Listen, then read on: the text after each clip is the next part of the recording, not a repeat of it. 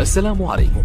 لا تنسوا الاعجاب بالفيديو والاشتراك في القناة تشجيعا لنا لنستمر بنشر المزيد ان شاء الله.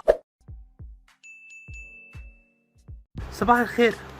النهارده هنتعرف على مباريات بطولة كاس الرابطة اللي هتتلعب من اول النهارده. والنهارده في 3 مباريات.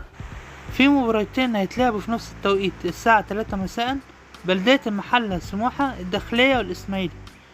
اما المباراة الاخيرة اليوم فيوتشر الاتحاد السكندري الساعة 5 مساء.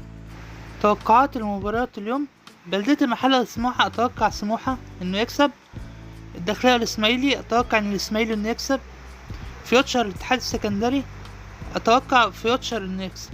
بكرة في مباراتين، زد وطلائع الجيش الساعة 3 مساء، مصري المقاولين العرب الساعة 5 مساء. يوم الاربع في مباراتين، الجونة وبنك الاهلي الساعة 3 مساء، الاهرام وفاركو الساعة 5 مساء. عرفنا النهاردة مواعيد مباريات كاس الرابطة اللي هتتلعب من اول النهاردة. لو الفيديو عجبكم دوسوا لايك واشتركوا في القناة وضغطوا على زر الجرس عشان كل جديد يوصل لكم.